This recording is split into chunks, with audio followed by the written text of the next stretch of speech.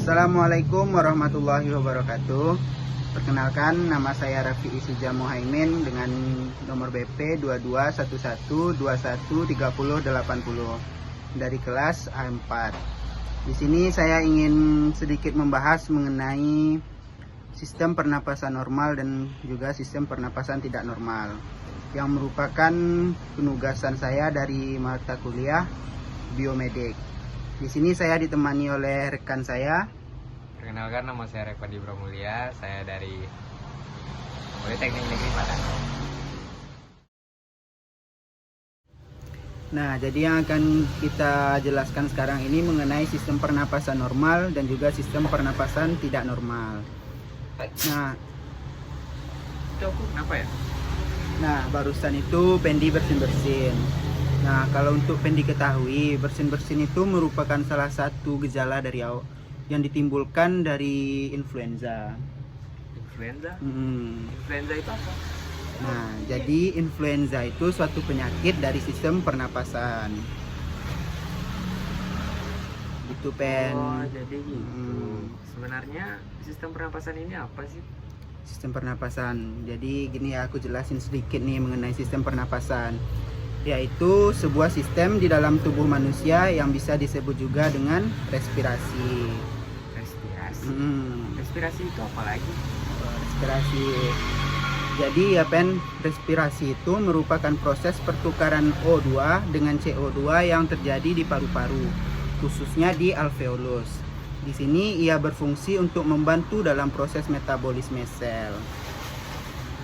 Lalu bagaimana dengan mekanisme pernapasannya? Oke, mekanisme pernapasannya. Mekanisme pernapasan ini dimulai dari ketika menarik nafas atau inhalasi, diafragma dan otot-otot di antara tulang rusuk akan berkontraksi dan mengeluarkan rongga dada, sehingga paru-paru bisa mengembang dan terisi udara. Udara masuk lewat hidung dan mulut, kemudian melewati proses penyaringan partikel kecil oleh rambut-rambut hidung, lalu menuju ke trakea atau batang. Udara dari trakea masuk ke paru-paru melewati saluran pernapasan yang disebut dengan bronkus dan bronkiolus, kemudian berujung di alveolus. Ketika udara mencapai alveolus, terjadi proses pertukaran antar oksigen dan karbon dioksida pada pembuluh darah kecil bernama kapiler. Oksigen itu masuk ke dalam kapiler, kemudian menumpang sel darah merah menuju ke jantung, disebarkan ke seluruh tubuh. Di saat yang bersamaan, karbon dioksida masuk dari kapiler ke rongga paru-paru. Setelah pertukaran oksigen dan karbon dioksida, itu selesai, otot diafragma dan tulang rusuk kembali rileks dan rongga-rongga dada kembali seperti semula.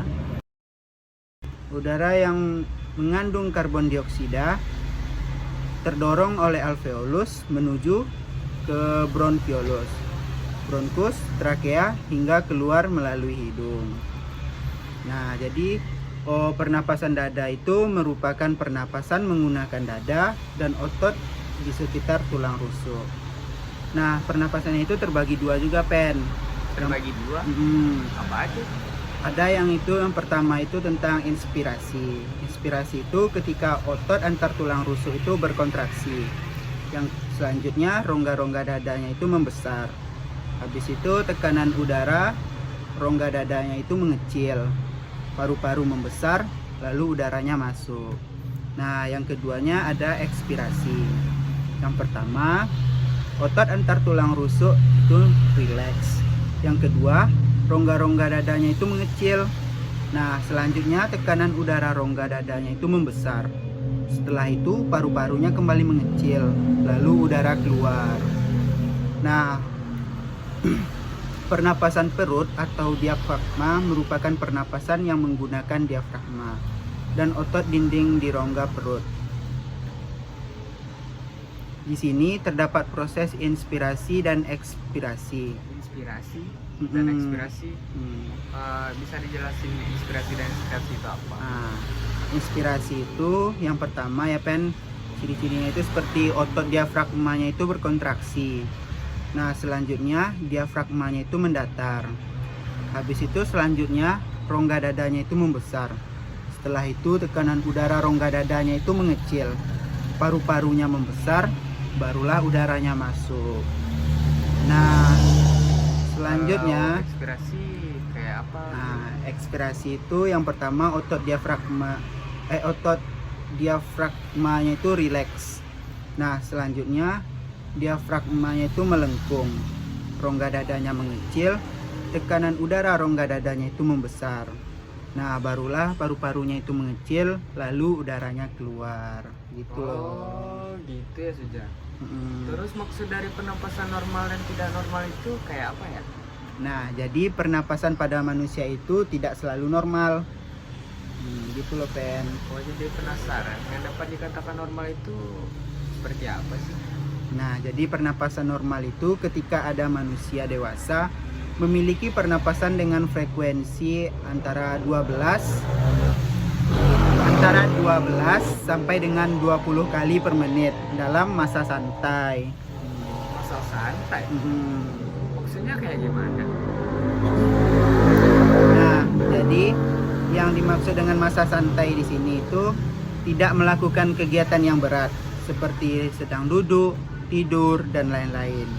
Jadi bisa dikatakan ciri-ciri dari pernapasan normal itu merupakan pernapasan yang lambat, teratur, hanya keluar masuk lewat hidung, bernapas lewat diafragma. Tidak terlihat tidak ada usaha melakukan kegiatan fisik untuk bernapas. Tidak ada terdengar, tidak ada menarik nafas dalam-dalam dan seperti waktu saat kegiatan yang lebih beratnya. Gitu loh, Pen. Oh, jadi gitu ya maksud dari pernapasan normal. Hmm. Kayak kegiatan sehari-hari. Kegiatan sehari-hari. Kalau pernapasan tidak normal itu kayak apa lagi? Oh, pernapasan tidak normal. Nah, jadi selanjutnya kan ada pernapasan yang tidak normal nih.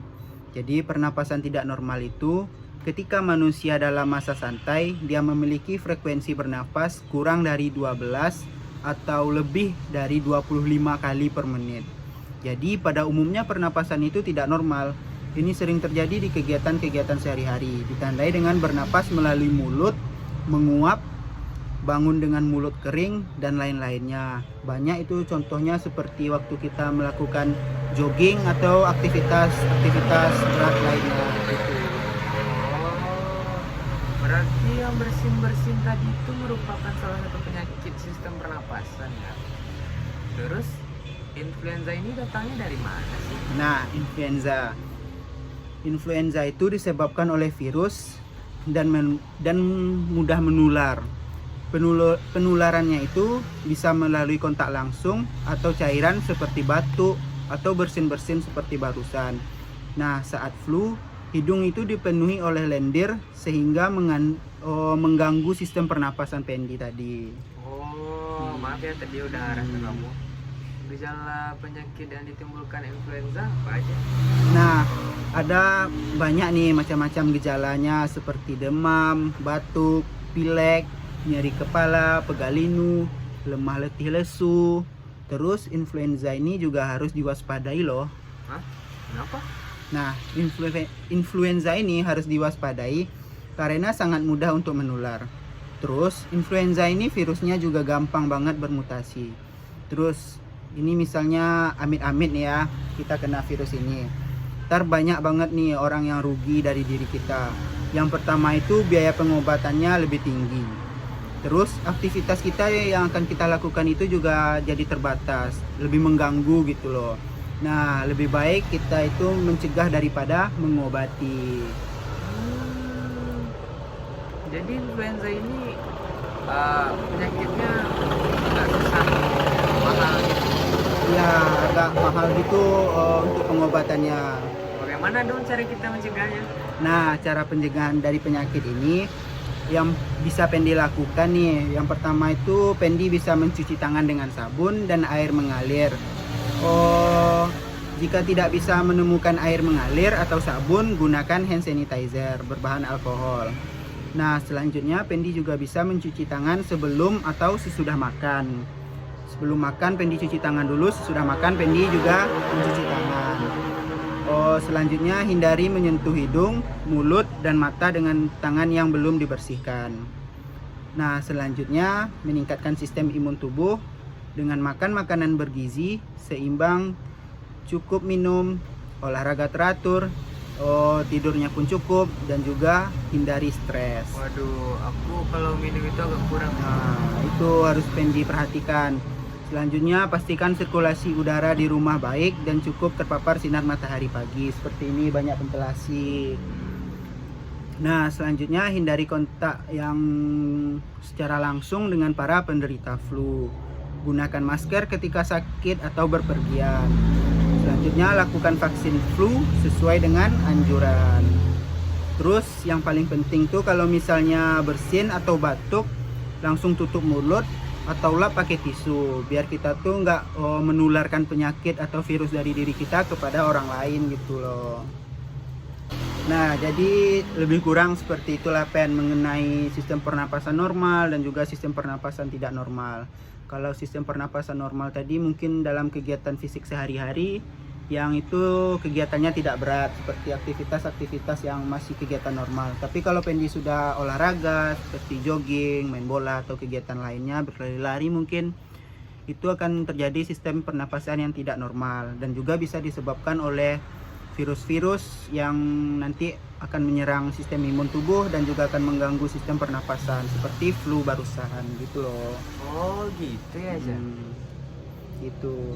Jadi teman-teman, mungkin seperti itu gambaran dari sistem pernapasan normal dan juga sistem pernapasan tidak normal. Nah, lebih kurangnya kami berdua mohon maaf apabila ada kata yang salah. Terima kasih. Assalamualaikum warahmatullahi wabarakatuh.